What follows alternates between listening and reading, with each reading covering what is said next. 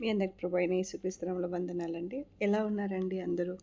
చాలా రోజుల తర్వాత మిమ్మల్ని ఈ విధంగా కలుసుకోవడానికి దేవుడు చూపిన మహాకృప కొరకు నేను దేవాది దేవునికి యేసుక్రీస్తు ప్రభువుకి ప్రత్యేకంగా వందనాలు, కృతజ్ఞతాస్తుతులు చెల్లిస్తున్నానండి. ముఖ్యంగా ఈరోజు ఈ ఈ వీడియో చేయడానికి ముఖ్య ఉద్దేశం ఏంటంటే, ఈ మధ్య యూత్, స్పెషల్‌గా యూత్ పిల్లలు ఎక్కువ మంది కొంతమంది సేవకుల్ని అని వాళ్ళు అనుకుంటున్నారు.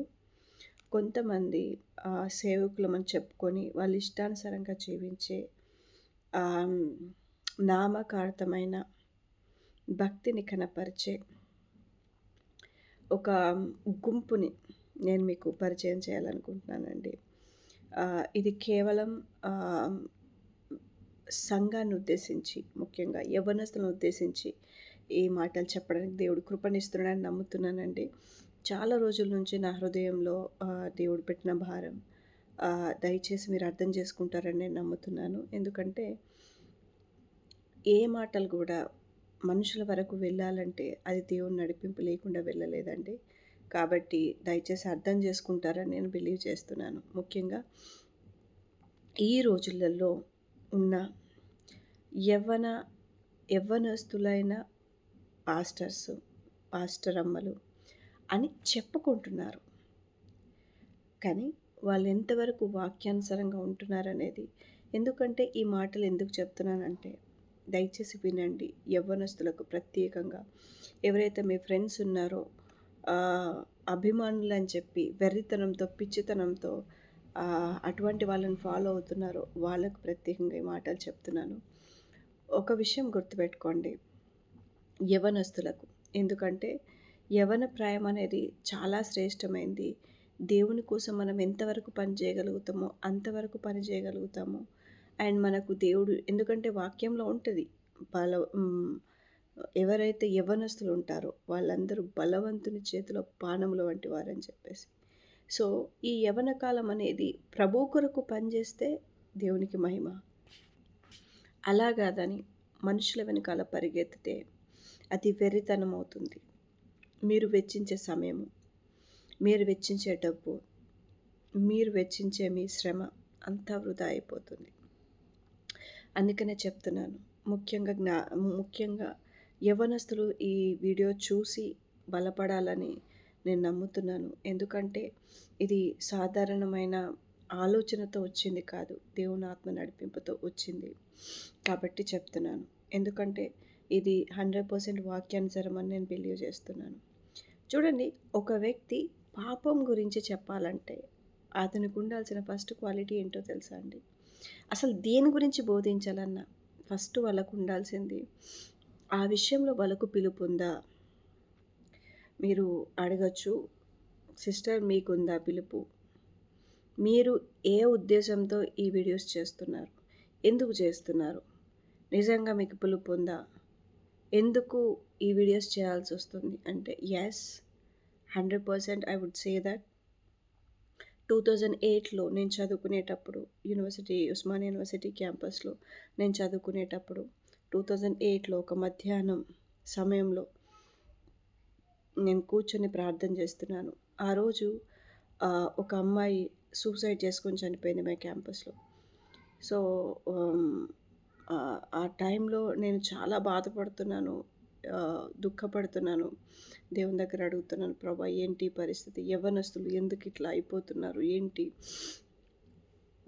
అని చెప్పి దేవుని దగ్గర ప్రార్థన చేస్తున్నప్పుడు దీనికి సొల్యూషన్ లేదా, ఎంతోమంది నేను ఎరగని వాళ్ళు చనిపోతున్నారు. ఆ అమ్మాయి నేను ఎరిగిన స్థితిలో ఉండుంటే అలా చేసి ఉండేది కాదేమో.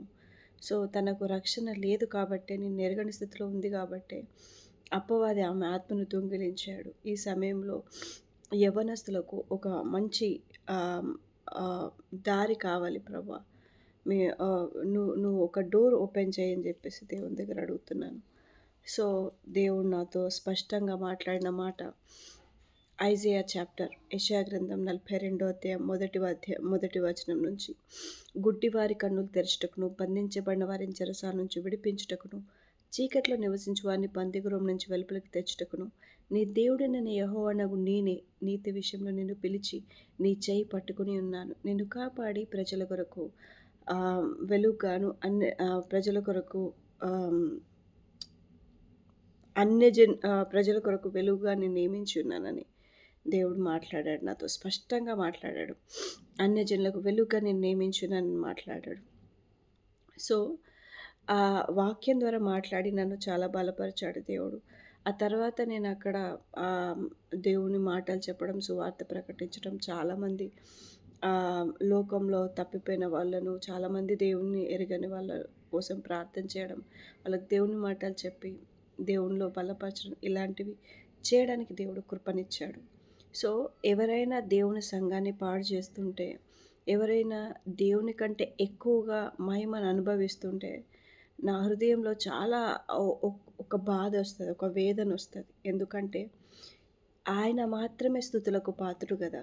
ఆయన మాత్రమే స్తోత్రాలకు అర్హుడు కదా! యేసుక్రీస్తు ప్రభువు మాత్రమే కదా! వెంబడించటానికి తగినవాడు. ఇంకెవ్వరు తగిన వాళ్ళు కాదండి. సో, ఆ విషయం నాకు చాలా బాధ అనిపిస్తది. సో, ఈ రోజులలో కొన్ని విషయాల గురించి మీతో చెప్దామనుకుంటున్నాను. ఈ రోజుల్లో జరుగుతున్న విషయాలు.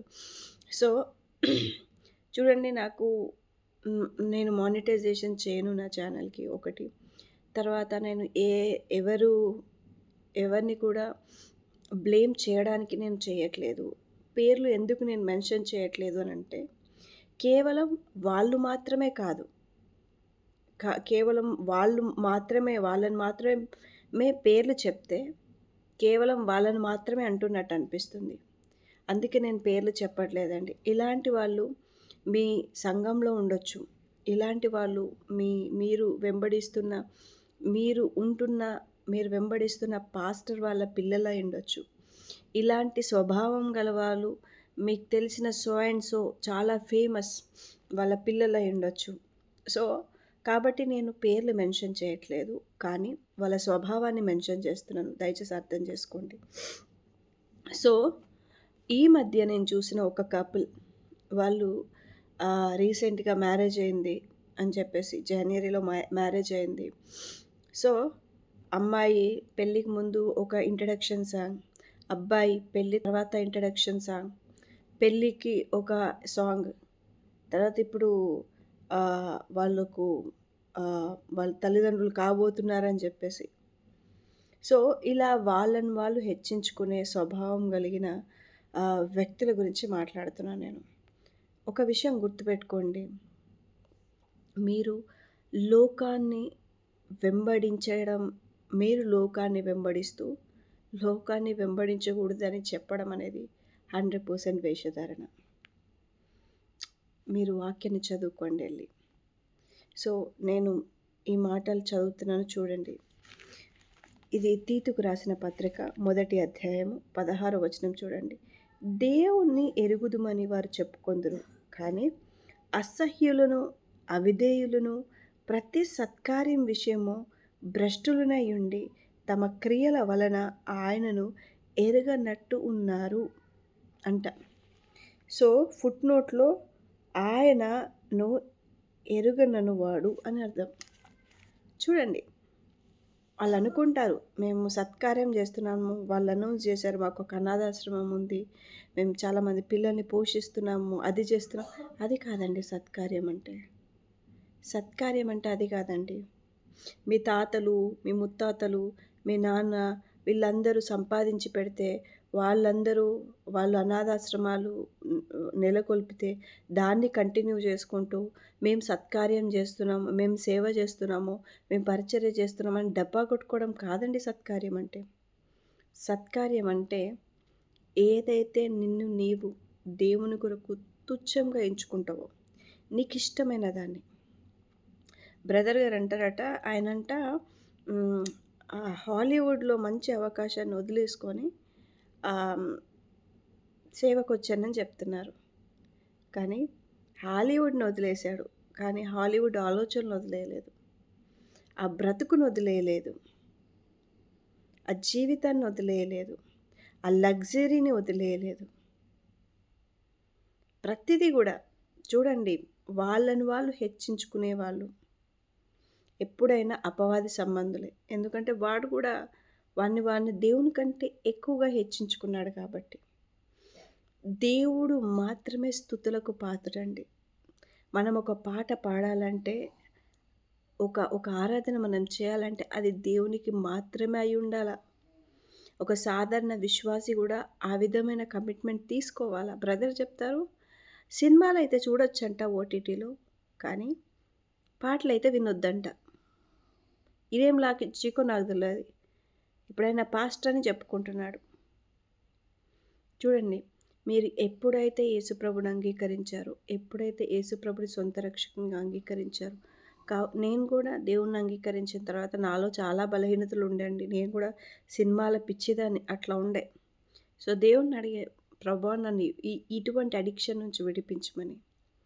సో దేవుని సహాయం ద్వారానే మనం ప్రతి బలహీనతను ఓవర్కమ్ చేయగలుగుతాం, దాన్ని జయించగలుగుతాం.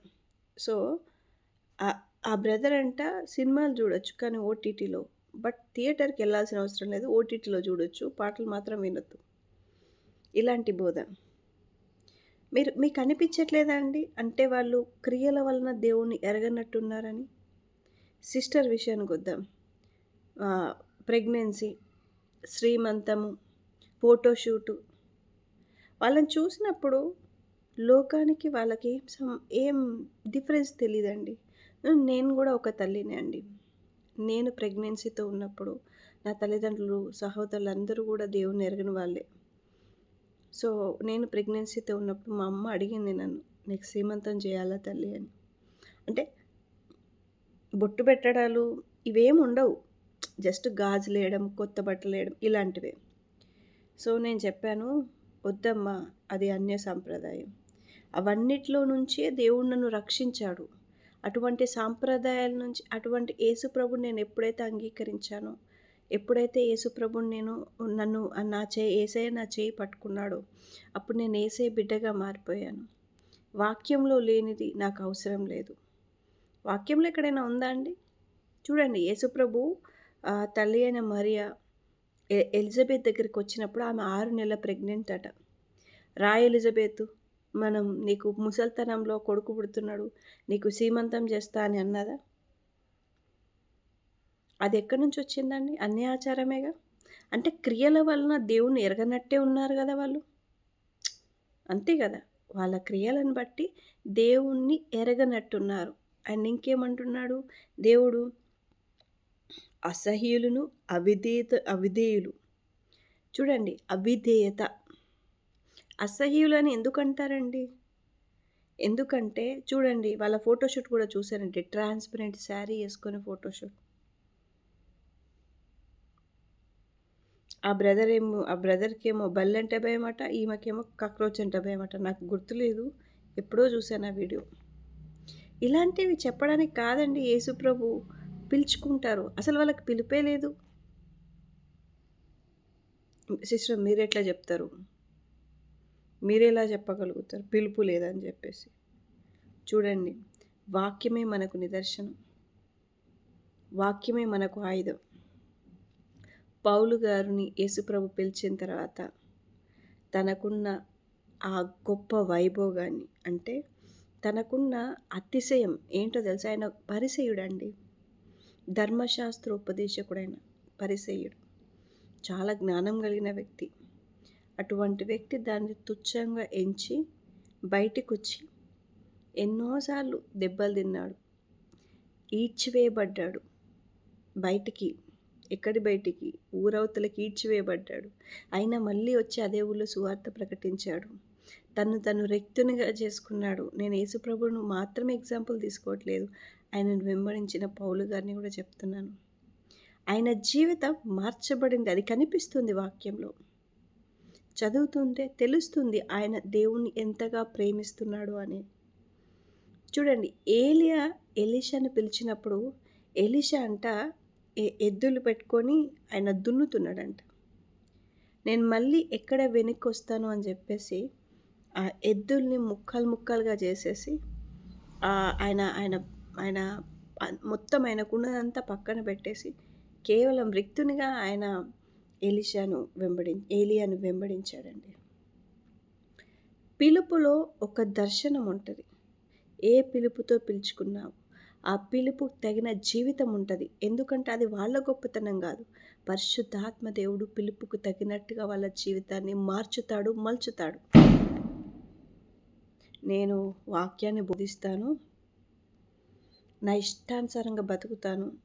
అది కాదండి లెక్క. యేసయ్య ఏమంటాడో తెలుసా? మత్తయి సువార్తలో చూడండి. శాస్త్రుల నీతి కంటేను, పరిసయ్యుల నీతి కంటేను మీ నీతి అధికం కాని యెడల మీరు పరలోక రాజ్యంలో ప్రవేశింపనేరరు అంటారు. అంటే నువ్వు వాక్యాన్ని బోధిస్తున్నప్పుడు నువ్వు పరిశుద్ధత గురించి చెప్పాలంటే పరిశుద్ధంగా జీవించి చెప్పాలా. లోకం గురించి చెప్పాలంటే లోకాన్ని వదిలేసి చెప్పాలా. నువ్వే పాపాన్ని, నువ్వే వ్యభిచారాన్ని చూడండి అలా డ్రెస్అప్ అయ్యి ఒక హీరోలాగా, ఒక హీరోయిన్ లాగా వాళ్ళని వాళ్ళు ఇంట్రడ్యూస్ చేసుకుని అలా పాటలు చేసుకుంటే దాన్ని ఏమంటారండి?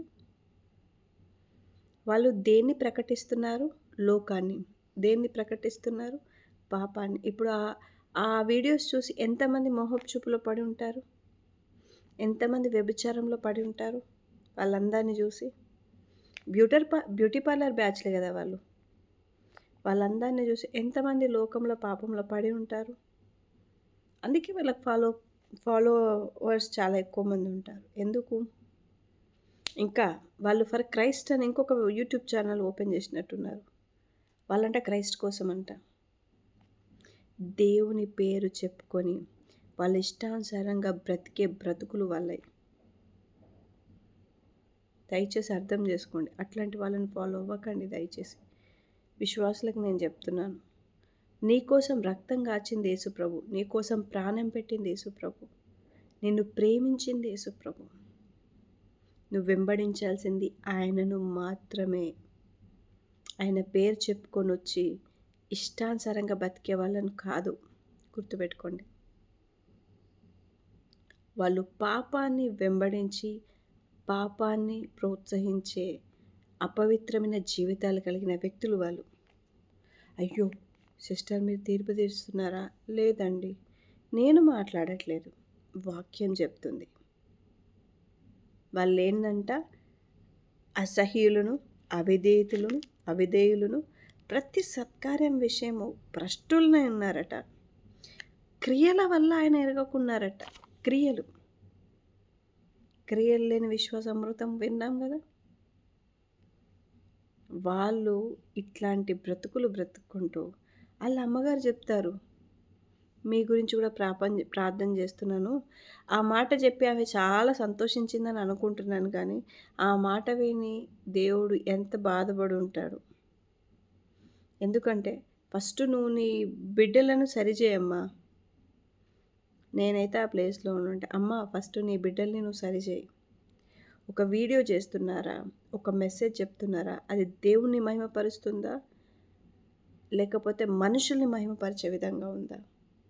చెప్పాలమ్మా. మీరు పాస్టర్ అని పేరు ఉండడం కాదమ్మా. అయ్యా యేసు ప్రభు మాత్రమే స్తుతులకు పాత్రుడు, స్తోత్రాలకు అర్హుడు. ఆయన మాత్రమే ఆరాధనకు యోగ్యుడు.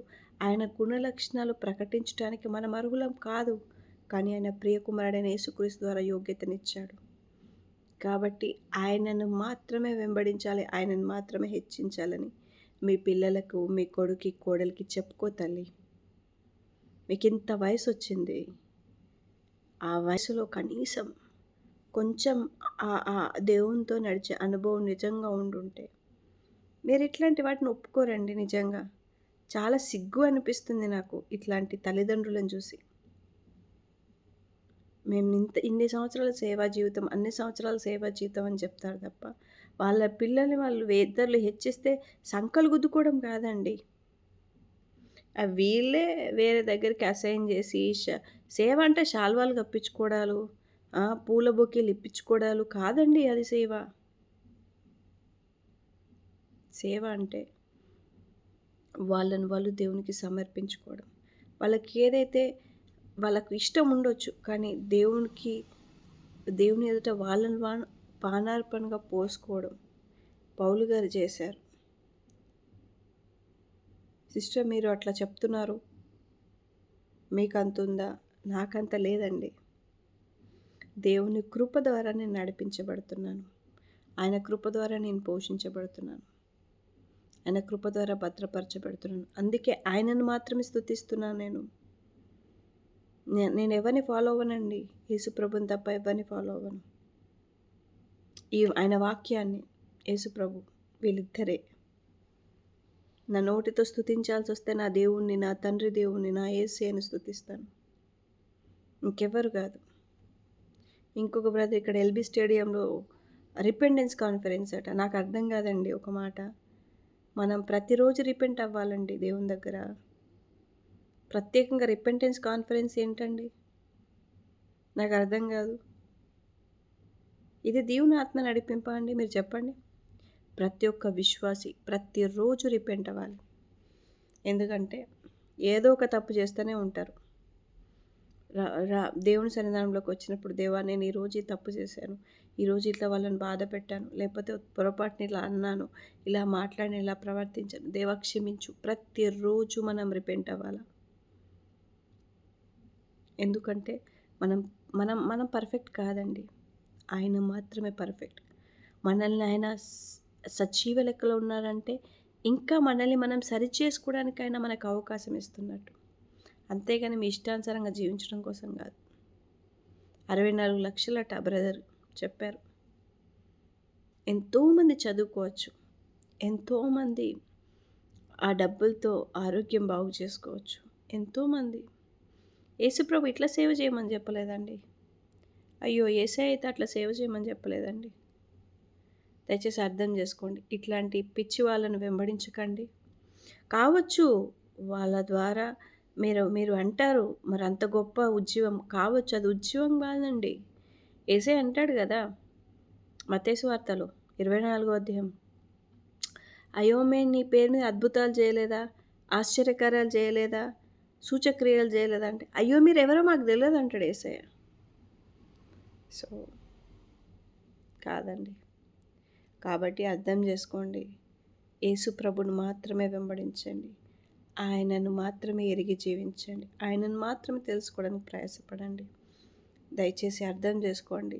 లోకాన్ని, పాపాన్ని ఇంకా చాలామంది ఉన్నారు. నేను కొంతమంది 2, 3 చెప్పాను. చాలామంది ఉన్నారు అలా లోకాన్ని వెంబడించేవాళ్ళు. వాళ్ళు ఒకవేళ లోకాన్ని వెంబడిస్తున్నారు, లోకాన్ని ప్రకటిస్తున్నారు వాళ్ళ ప్రవర్తన ద్వారా, వాళ్ళ క్రియల ద్వారా అంటే అట్లాంటి వాళ్ళని తీసి మైండ్‌లో నుంచి తీసి పక్కకు పెట్టండి. దేవుని నామానికి మహిమ. ఆమేన్.